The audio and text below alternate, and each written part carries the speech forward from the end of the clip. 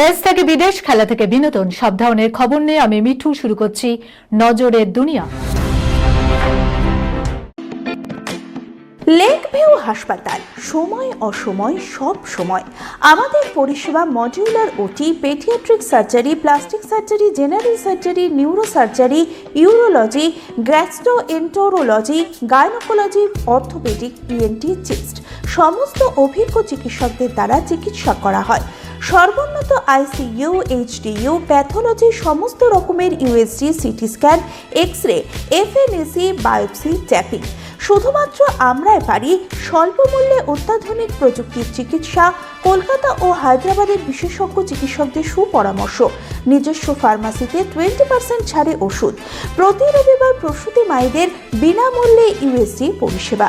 ঠিকানা lake view হাসপাতাল, লালদিঘি মোহনা বাসস্ট্যান্ডের পিছনে, বহরমপুর, মুর্শিদাবাদ। খলিস্তান হবে দিল্লি, ফের স্কুলে বিস্ফোরণের হুমকি ইমেল, আতঙ্কে কাঁপছে রাজধানী। নভেম্বরে বিস্ফোরণে কেঁপে উঠেছিল দিল্লি। লালকেল্লার সামনে বিস্ফোরণকে ঘিরে আতঙ্ক ছড়িয়েছিল গোটা দেশে। সেই দিল্লিতে ফের ছড়ালো বোমাতঙ্ক। জানা গিয়েছে শুক্রবার সকালে রাজধানীর বেশ কয়েকটি স্কুলে বোমা রাখা হয়েছে বলে খবর ছড়ায়। সোমবার একইভাবে একাধিক স্কুলে হুমকি ইমেল পাঠানো হয়েছিল। সেখানে স্পষ্ট জানিয়ে দেওয়া হয়, আফজল গুরুর স্মৃতিতে দিল্লিকে খলিস্তান বানিয়ে দেওয়া হবে। গত সোমবার দিল্লির 13টি স্কুল উড়িয়ে দেওয়ার হুমকি মেল এসেছিল। স্কুলগুলিকে পাঠানো ইমেলে লেখা ছিল, দিল্লিকে খলিস্তান বানাবো আফজল গুরুর স্মৃতিতে। দুপুর 1:11 বিস্ফোরণ হবে। তবে সেই হুমকি ভুয়ো ছিল।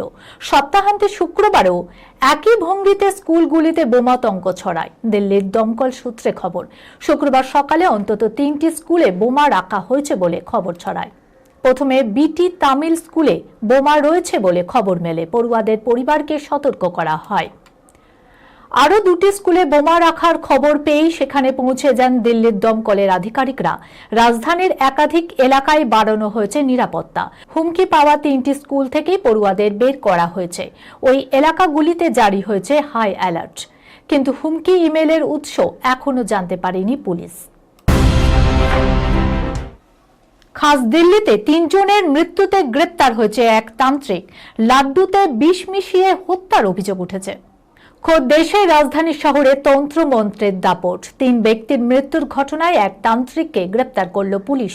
দিল্লির পীরাগড়ি উড়ালপুলে গাড়িতে 3 জনের দেহ উদ্ধারের ঘটনায় নামে পুলিশ। প্রাথমিক তদন্তে জানা গিয়েছে, লাড্ডুর সঙ্গে বিষ মিশিয়ে 3 জনকে খাওয়ানো হয়। এরপরই মৃত্যু হচ্ছে রণধীর, শিব নরেশ এবং লক্ষ্মী দেবীর। এছাড়াও উত্তরপ্রদেশ এবং রাজস্থানে একই কায়দায় 5 জনকে খুন করা হয়েছে বলে অভিযোগ। পুলিশ সূত্রে জানা গিয়েছে, অভিযুক্ত ব্যক্তির নাম কামরুদ্দিন।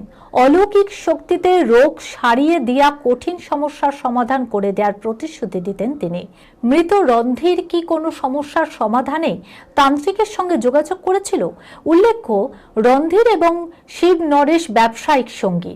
এদিকে তদন্তকারীরা সিসিটিভি ফুটেজ খতিয়ে দেখেছেন। অভিশপ্ত গাড়িতে কামরুদ্দিনও ছিল। সিসিটিভি ফুটেজ দেখেই তাকে চিহ্নিত করে পুলিশ। এরপর গ্রেপ্তার করা হয় তাকে। ব্রো সেক্স করবে? মন্দিরে যাওয়ার পথে উবের চালককে অশ্লীল প্রস্তাব যাত্রীর। ভাইরাল সেই ভিডিও দেখুন। মন্দিরে যাওয়ার জন্য উবের ট্যাক্সি বুক করেছিলেন এক যাত্রী। এরপর চ্যাট বক্সে ক্যাব চালককে আচমকা প্রশ্ন করে বসলেন, আমার সঙ্গে যৌন সম্পর্ক করবেন? স্বভাবতই গ্রাহকের এমন প্রস্তাবে আকাশ থেকে পড়ল চালক যুবক।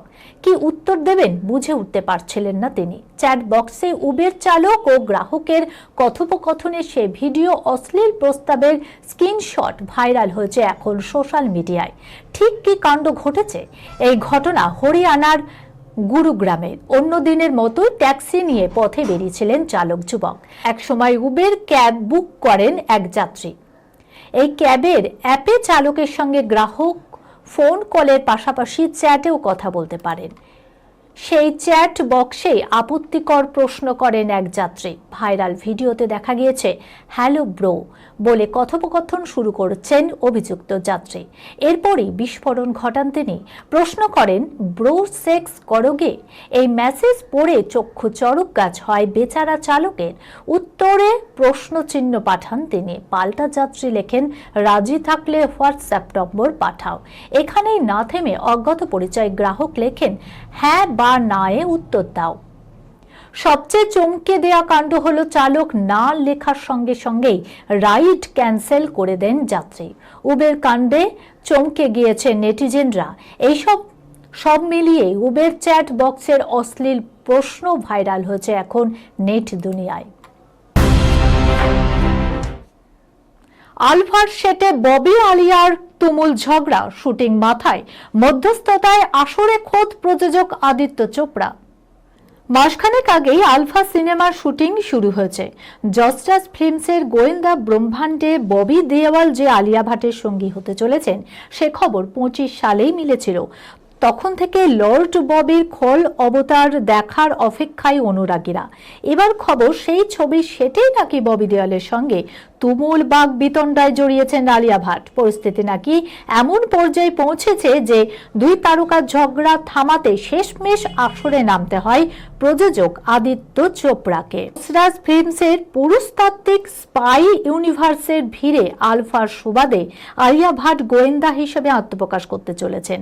আর সেই সিনেমার কাস্টিংয়েই বড়সড় চমক লর্ড ববি। 23 সালে অ্যানিমেল সিনেমার গৌণ চরিত্র হয়েও যিনি মারাত্মক শোরগোল ফেলে দিয়েছিলেন, পর্দায় ঠান্ডা মস্তিষ্কের হিংস্র খলনায়ক অবতারে বহু প্রশংসিত হয় ববি দেওয়ালের এই অভিনয়ও। সেই অভিনেতার সঙ্গে পর্দায় সম্মুখ সমরে আলিয়া ভাট কেমন খেল দেখান সেটাই দেখার জন্য মুখিয়ে রয়েছে দর্শক মহল। তবে ঘনিষ্ঠ সূত্রে খবর, এবার রিল লাইফের ঝগড়া নাকি রিয়েল লাইফে গড়িয়েছে। শুটিং চলাকালীন তুমুল দ্বন্দ্ব শুরু হয় দুই অভিনেত্রীর মধ্যে। কিন্তু কেন? বলিউড মাধ্যম সূত্রে খবর, মতবিরোধের কারণ শর্ট দেওয়ার সময় আলিয়া ভাটের নাক গলানো নিয়ে। ঠিক কি ঘটেছে? জানা গেল, ববি দেওয়াল যখন শর্ট দিচ্ছিলেন তখন একের পর এক দৃশ্যের নিজস্ব মতামত চাপানোর চেষ্টা করেন আলিয়া ভাট। কানাঘুষো সৃজনশীল মতামত দেওয়ার এই অভ্যাস নাকি আলিয়ার বরাবরের, এই প্রথম নয়।